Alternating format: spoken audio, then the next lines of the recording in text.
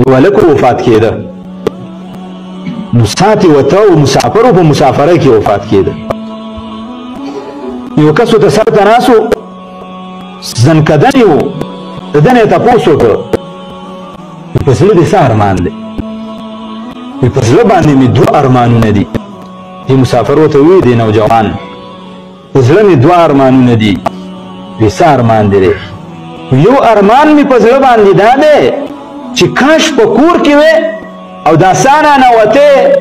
او د خپلې مور په غېږه کې مې سر پروت وې یو ارمان مې په زړه دا دی دویم ارمان مې په زړه څه دی دویم ارمان مې په زړه دا دی چې اوس خو زه وفات کېږم د دنیا نه ځم کاش چې په دې مخ باندې مې ږیره وې کاش په دې مخ باندې مې ږیره وې سبا د پیغمبر خوا ته ورغلی وې او د دې ښکلې ږیرې سره ور مخامخ شوی وې